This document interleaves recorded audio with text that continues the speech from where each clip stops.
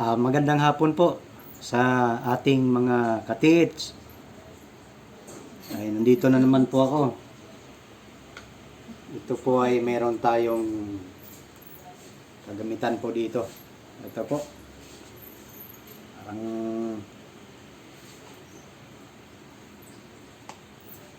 ayan po, ano.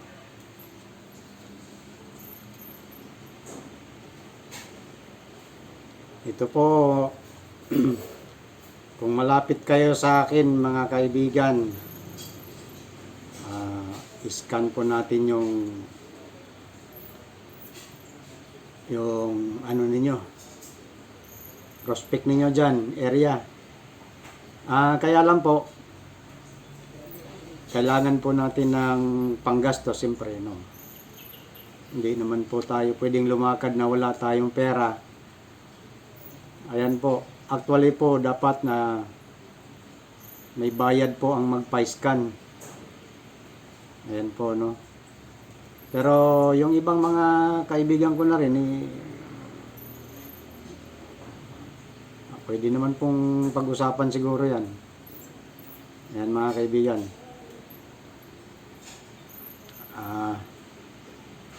Ito po ang aking aparato. Ayan.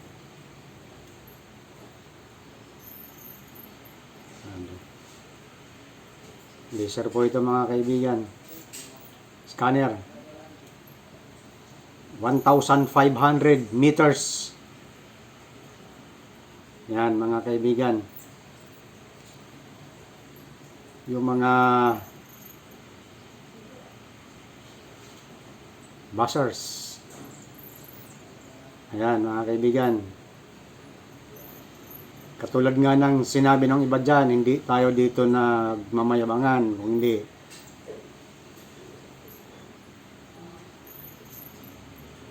Tulong lamang. Yan mga kaibigan. Ako naman po ay madaling kausap lamang. Yan. Pag hindi nakuha ng isa yan, dalawahin natin. Dalawang scanner. Ayan mga kaibigan. Ayan. Yung aking buyer dyan. Hintay-hintay lang po kayo kasi naubusan pa ako ng gamit kaya ito. Meron pa kasi kaming operation. So kailangan naming subaybayan yung aming operation. At medyo uunahin pa po namin itong mga mas malapit. Dahil siyempre para hindi na muna masyadong malayo ang biyahe. Ngayon po ay nandito ako sa Panabo, Davao del Norte. Pero po ako ay laking Maynila po. Oo. Andito po yung aking mga kapatid. Yan, sila po ang nakakalam dito sa lugar ng Mindanao. Sila po ang kakabisado po rito mga kaibigan. Ayan mga kaibigan. Pasensya na mo kayo doon sa aking video mga kaibigan. Paki-subscribe nyo naman po ang aking YouTube channel. Napansin ko po sa dami namang viewers. 1,000. Pero ang subscriber ko pa lang mga kaibigan ay 139 pa lamang. Please naman paki-subscribe naman po, no. Ayan po. Siyempre po sa video ko kahit papaano makapagbigay po ako ng tips sa inyo mga kaibigan. Matagal na po kaming treasure hunter mga kaibigan. No. Since nag-start talaga kami sa pag-treasure ay since 1996, mga ganun. Pero kung tungkol naman sa pagiginto, maliit pa ako. Dito sa Balderrama, talikod ng Liwalwal. Kaya kabisado ko po yung lugar na yan. Noong araw po, yung mga ginto dyan, pinupulot lang po namin. Yung sinasabi nilang pre-gold na nandyan sa ilog. Yan, nandyan sa sapa. Ayan po, pinupulot lang po namin noong araw yan. Hanggang sa dumami na po yung mga naggiginto dyan, naghuhukay dahil may mga bina yan.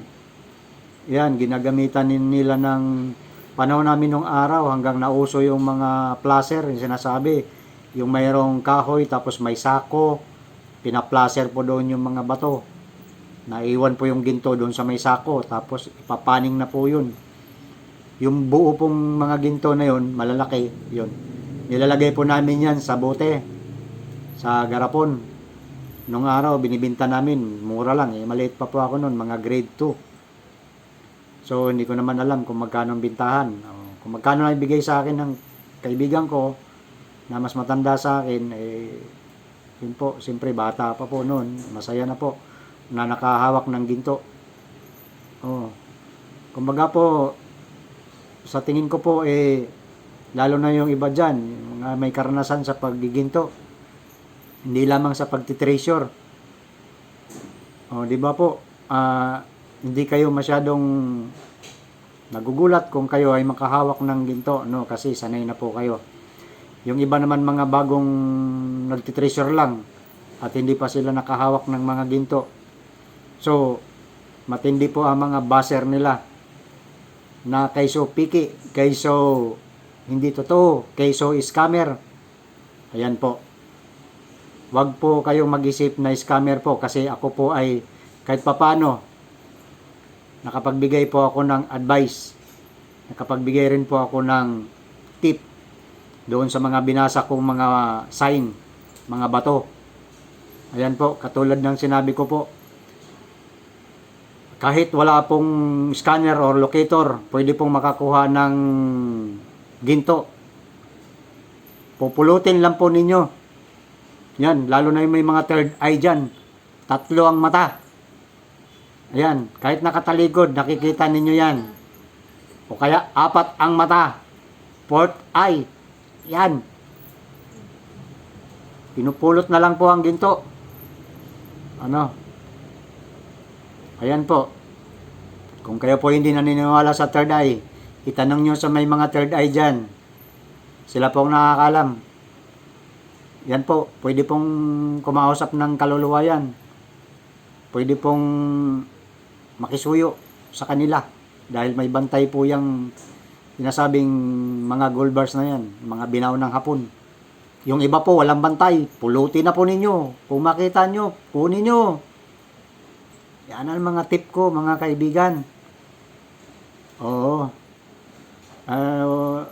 Alala lang po yung buzzer at paninira, mga kaibigan. Ayan. Huwag po tayong magsisiraan dito sa grupo natin. Marami pong group dito. Meron din po akong ako po ang founder dyan. Baka po nandyan na po kayo sa aking gawa na grupo. Ayan po. Ayan. Ako rin po ay nakikisali sa ibang grupo. Ayan. Pero ako may sarili akong grupo. Kaya ako po ang admin dyan. Ayun, mga kaibigan. Sira kayo ng sira sa akin. Ayun. Hindi ko na kayo sisisihin kasi member ko naman po kayo. Yan. Yung iba, hindi naman natin sinisiraan yung kanilang gamit. Kung doon sila masaya, edi suportahan na lang. Yan, mga kaibigan. No, itong gamit ko naman, mga kaibigan, hindi ko naman ipagmamayabang siguro ito. Mahirap magmayabang. Yan. To see is to believe na lang.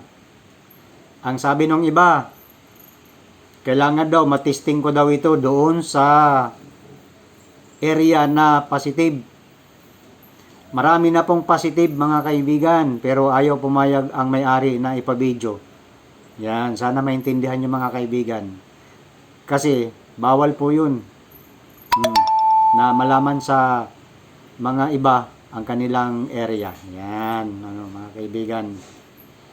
Pero meron itong kahit papano po, ganito lang ako, marami pong nagtiwala sa akin at pinabasa yung kanilang mga sign.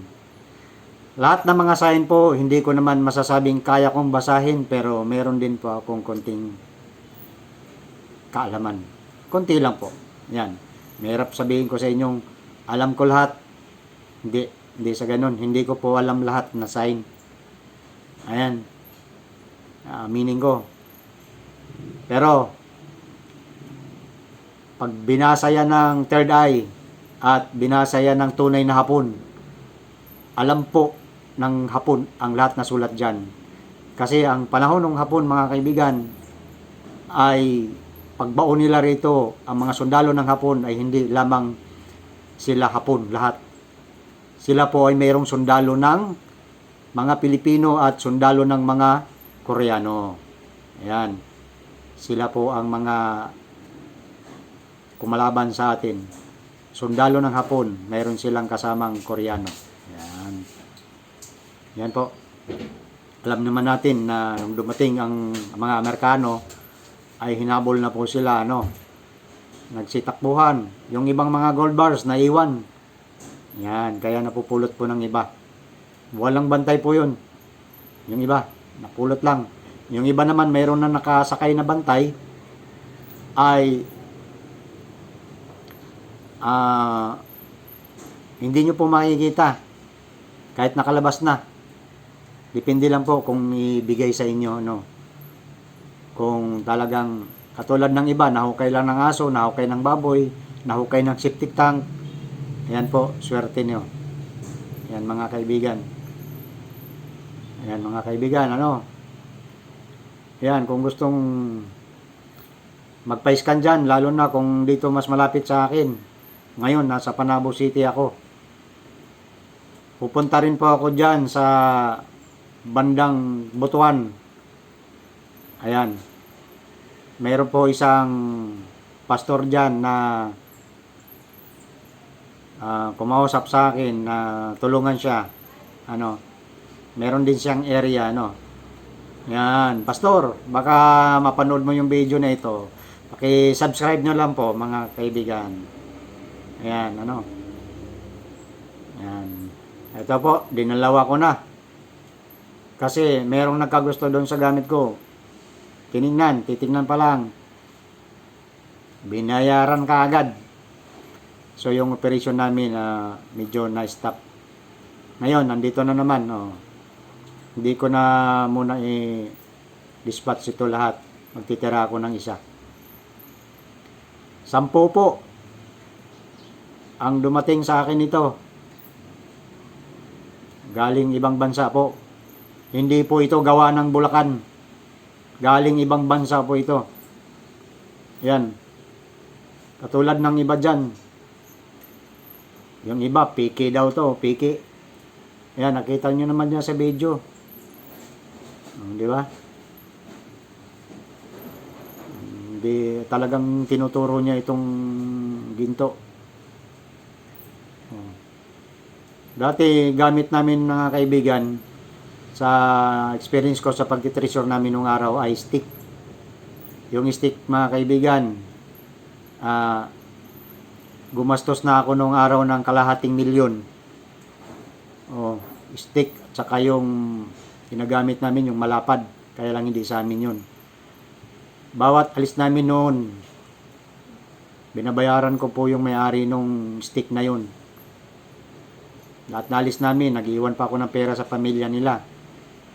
Kaya medyo na-experience kong nahirapan ako sa ganung gamit. So sabi ko, pag nakalog-log ako, bibili ako ng sariling gamit at babalikan ko lahat na project, lahat na area. Yung dyan sa Bukidnon, meron dyan kahit papano nagtiwala sa akin, nagtanong. Ayan. Kahit papano naman, nabasa ko yung mga sign niya. Ayan. Lalo na kung matutukan natin ito niyan.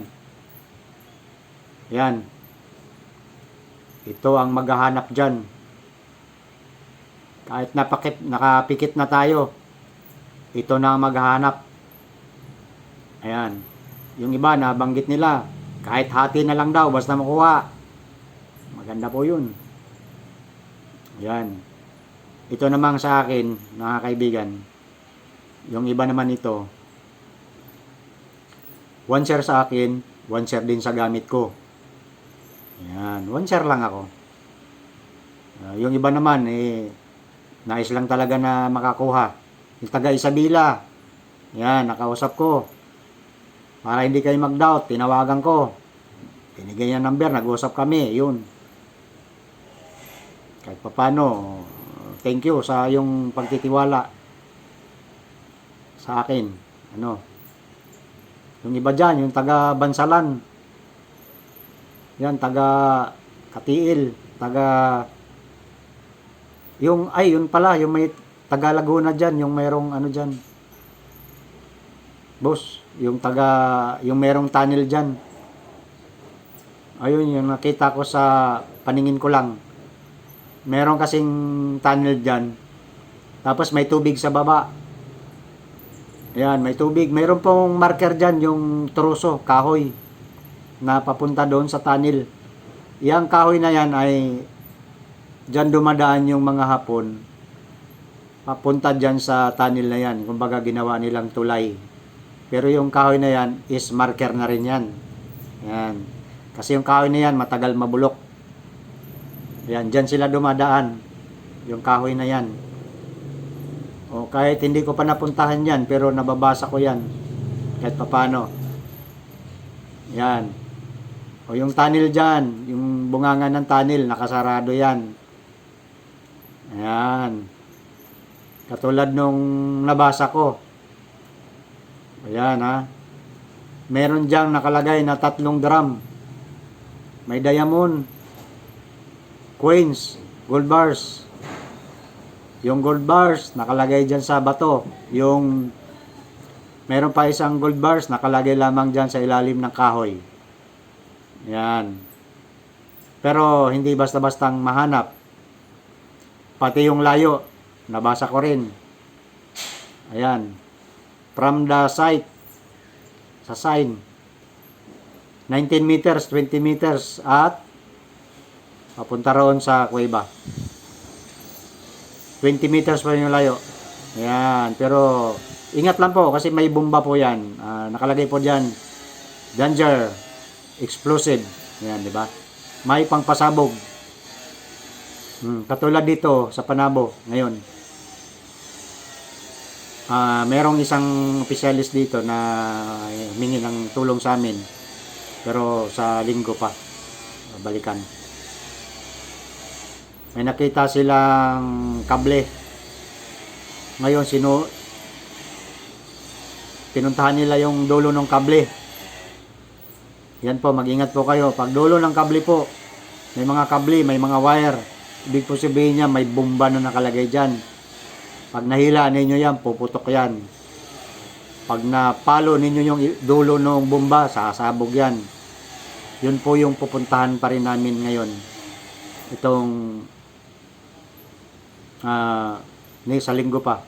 Sa April 11. Yan mga kaibigan. Yung yung mayroon dyan sa tibong ko. Ayan. Hindi ko lang babanggitin yung pangalan kasi hindi ko na rin matandaan sa dami po ninyo. Yan, medyo malapit. Kaya unahin po namin niya malapit. Yung nagsasabi dyan na hindi totoong sinasabi ko, meron pa ako na-scan dito. Gumastos na po sila ng 1 milyon. 1 milyon, hindi pa nila nakuha. Dahil hindi nila nakita. Kasi nakita lamang nila na mayroong Hapon na pumupunta roon na mayroon daw dalang parang baril. Ganito po yun. Parang baril. Yan, ginaganyan lang, oh. Yan. Yan, parang baril. Yan. Yan, papunta roon. Ito na maghahanap. Yan. Ito po. Lalo na, laser. Dual po itong gamit ko. Ayan. Pag hindi nakuha ng locator, laser. Masusukat yung lalim, yung layo. lapad, yung laki. Yan. Mga kaibigan,